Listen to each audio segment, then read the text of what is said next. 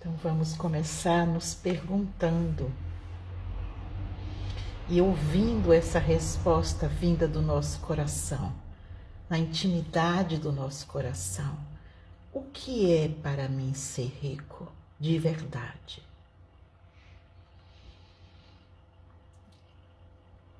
E depois de responder essa primeira pergunta, vamos nos fazer uma segunda pergunta. Como eu me sinto frente a isso? Eu sou uma pessoa rica dentro daquilo que eu considero que a riqueza, que é ser rico? E o que eu preciso fazer para então me tornar rico no sentido que eu respondi a primeira pergunta? Então peço que cada um responda essas 3 perguntas agora.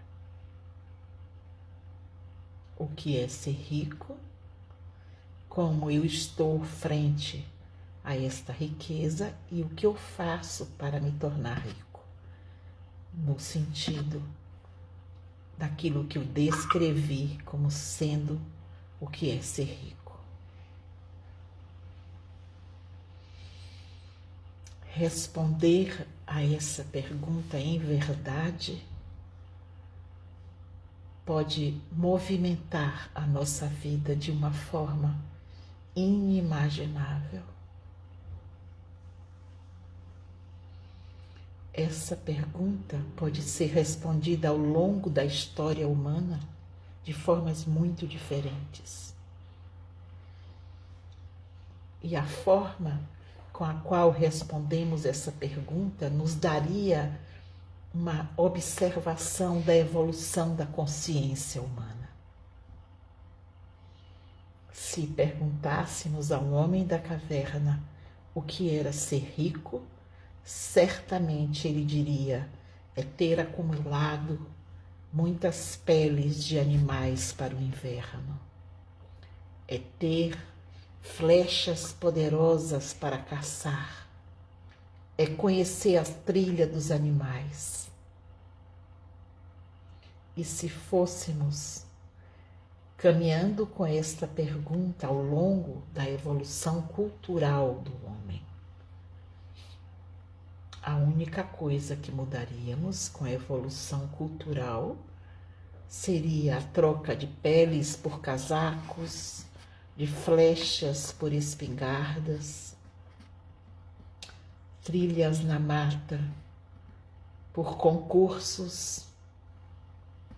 Quase nada mudou significativamente. Até na vida de cada um de nós, até o momento em que o Cristo entra em nossas vidas.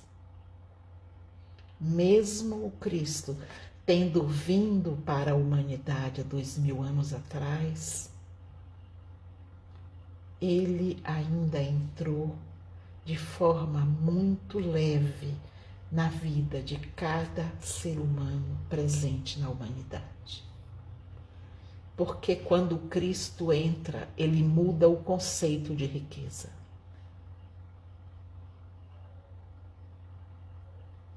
Quando Cristo se torna visível, palatável, reconhecido dentro de um ser humano, muda imediatamente aquilo que ele considera ser tornar-se alguém rico.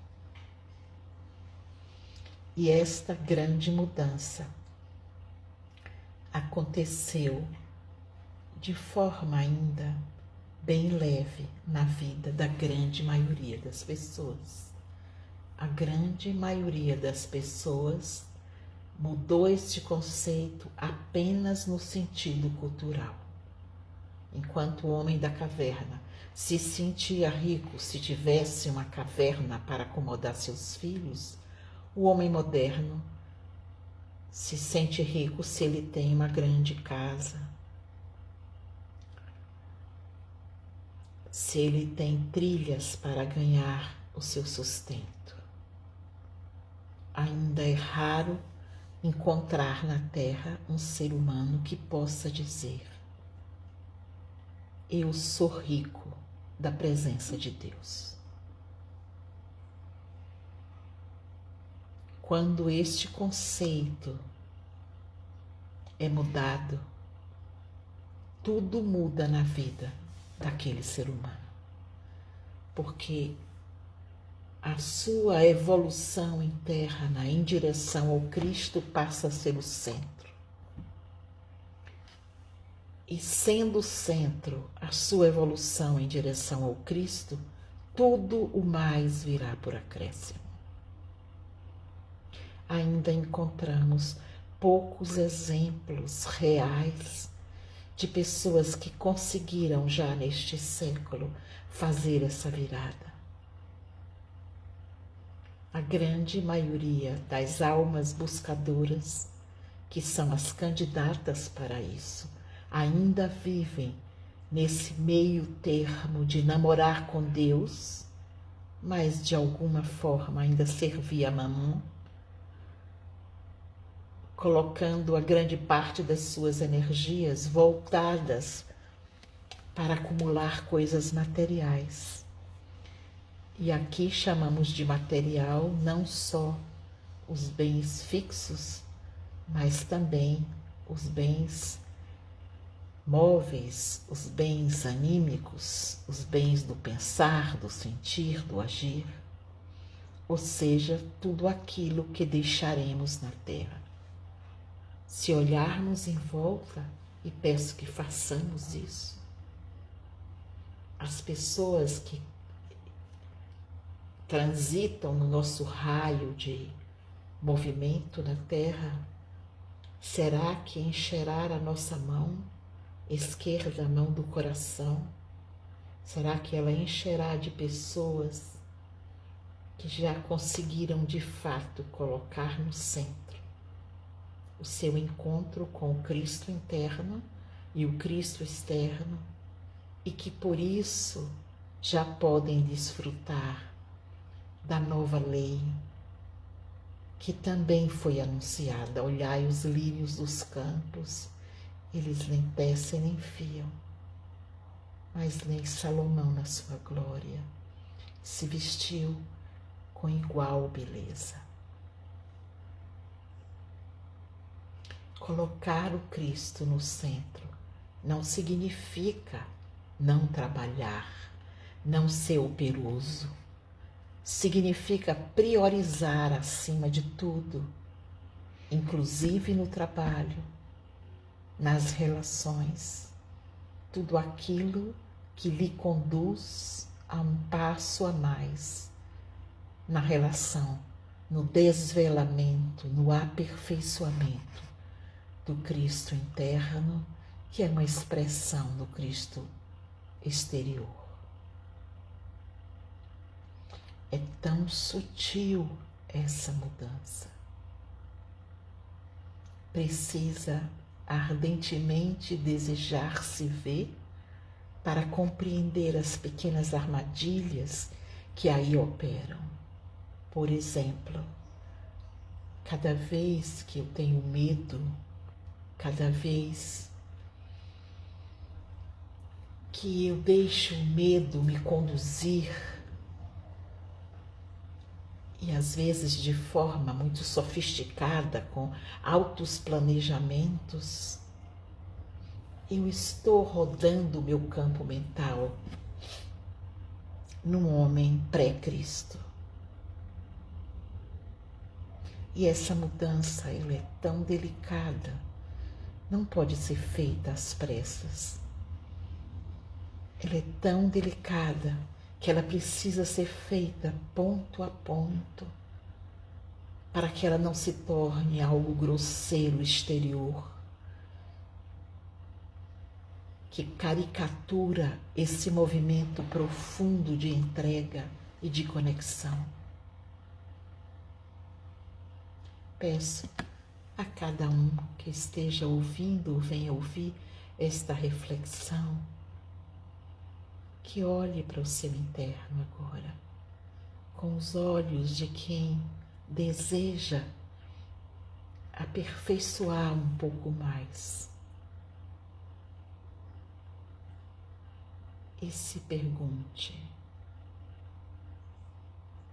onde o medo e o temor do futuro ainda participa dos meus dias? O espaço energético que o temor e o medo do futuro ocupa impede a conexão com o fluxo criativo da presença de Deus, que é Ele quem movimenta a vida. É esta a sutileza. E se isso não é compreendido, se estabelece uma experiência de sofrimento interna, porque uma parte da alma aspira à entrega e a outra contabiliza tudo. E esses dois movimentos, eles não dialogam. Se eu contabilizo as horas que eu dedico ao meu trabalho, ao meu serviço, à minha entrega, aos meus amigos, a semear a beleza do encontro com Deus na vida, se eu contabilizo, se eu antagonizo isso com a minha entrega à presença de Deus interna, esta parte que contabiliza, que chega a pensar, não, eu não posso gastar tanto tempo fazendo algo para servir a presença de Deus em mim e contaminar os que estão à minha volta com ela. Eu tenho que trabalhar, eu tenho que ganhar dinheiro. Este raciocínio contábil, ele impede que a presença de Deus se misture com o seu trabalho e que o seu trabalho se torne o seu lugar de plantar a semente da palavra de Deus no seu coração. É tão sutil que é quase imperceptível. Esse movimento vem sempre junto de uma ideia de medo e temor do futuro. E este medo e temor rompe a nossa experiência de entrega confiante, que nos permite fazer aquilo que o coração pede. Quando ousamos fazer aquilo que o coração pede, a partir da conexão com Deus, atraímos em volta de nós as almas que estão destinadas a receber aquilo que tecemos com esta comunhão com a presença de Deus. E aí nascem os nossos trabalhos, onde não há separação entre a minha entrega e a minha sobrevivência. Isso é tão sutil e tão delicado que às vezes é difícil de achar palavras para traduzir. Então eu peço que cada um que venha a ouvir faça um movimento interno de deixar a resistência a essas ideias novas de lado para examinar o que está sendo colocado. Se depois de um exame você sentir que não tem nada a ver consigo, tome as resistências de volta. De verdade, elas ainda lhe são companheiras úteis. Não precisamos apressar esse momento. Mas se o seu coração puder sentir algo dessa palavra, o que significa não casar a alma com o temor e o medo e navegar na plena confiança de que se eu estou em conexão, eu permito que esta conexão movimente os meus dons e vou parir na terra algo que traduza este encontro. E aí, aquilo que farei alimentará a evolução da própria humanidade, no seu circuito menor da humanidade que está em sua volta, e ao mesmo tempo atrairá as almas que vieram prontas, esperando este movimento. O futuro da humanidade neste momento depende do movimento de cada pessoa se permitir se tornar alguém que será um semeador. As almas que vieram semear estão aqui na Terra. Receberam sementes quando vieram e precisam cuidar dessas sementes para que elas se multipliquem e fecundem outras almas. E isso renovará a forma do trabalho na Terra, do ganho da sobrevivência na Terra. O mundo já está em transformação. As almas que farão este fluxo acontecer são aquelas que escolherem se descasar do medo e do temor do futuro e escolherem casar com a pulsação da presença do Cristo no coração, que junto com os dons que você trouxe do céu, produzirá algo de novo para alimentar a geração que vem a seguir, contando com esse processo.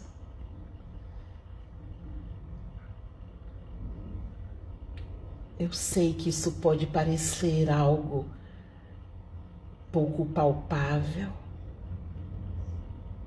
mas em verdade é assim que a humanidade se reveza, é assim que o mundo se renova, na medida em que cada geração tem a coragem de permitir que a presença de Deus no seu coração faça brotar os dons que você trouxe e os seus dons renovem, inclusive, toda a cultura, todos os serviços, todos os atos terapêuticos, artísticos, todo o fazer humano. Sempre foi assim, sempre em cada época. Um grupo de almas que se comprometeram a atuar como semente e que se permitiram se descasar. Tem um microfone aberto, por caridade, atrapalha tanto, gente. Vocês soubessem como é delicado esse lugar de deixar passar ideias que você também está aprendendo com elas. Eu peço esse cuidado de cada um, por favor.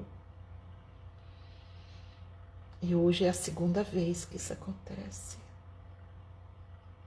Então vamos respirar de novo. Então, a cada época, um grupo de almas vem para a Terra trazendo sementes do novo no coração. Sempre, desde sempre, essas pessoas se reconheceram como buscadores. E a tarefa dessas pessoas é exatamente essa: se separar do medo e do temor com o qual o materialismo assola as consciências, inspirado nas forças adversas,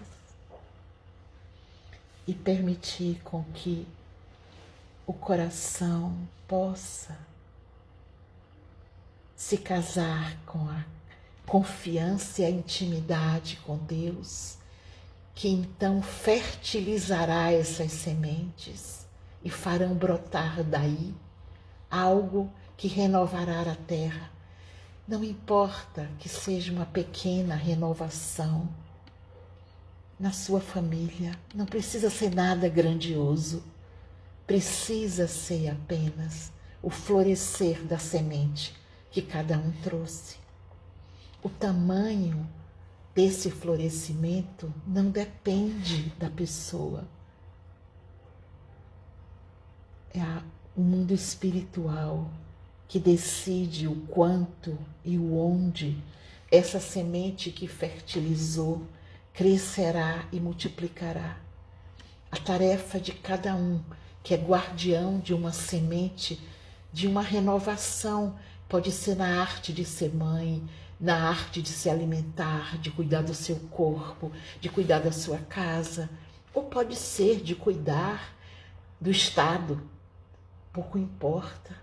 O que importa é que cada um que sente essa pulsação de renovação na sua vida, cuide dessa semente.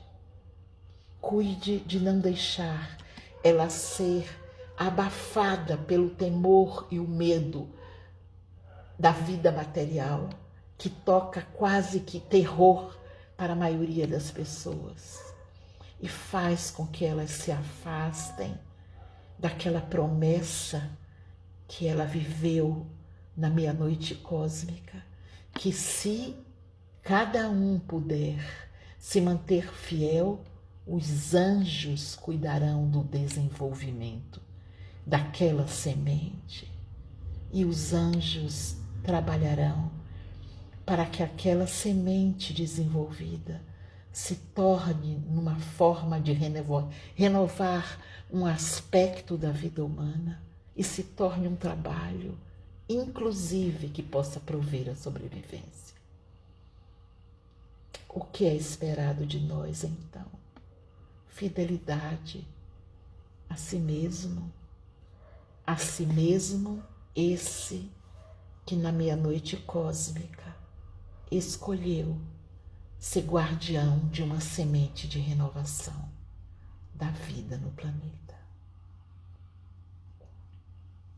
Peço a todos que estão a ouvir esta reflexão que se pergunte por uns 7 dias qual semente de renovação da vida na Terra que eu trouxe no meu coração e que aguarda a minha fidelidade e aguarda o meu descasamento com o medo, com o temor e com a desconfiança. E aguarda a minha entrega e a minha rendição ao Cristo cósmico que ativará dentro de nós o Cristo interno.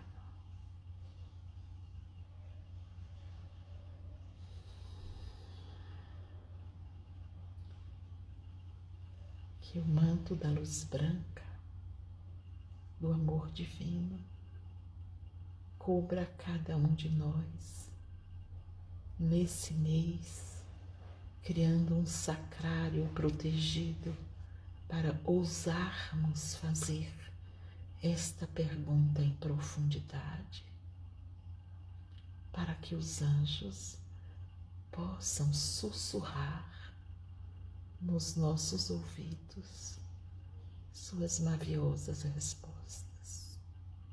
Que assim seja.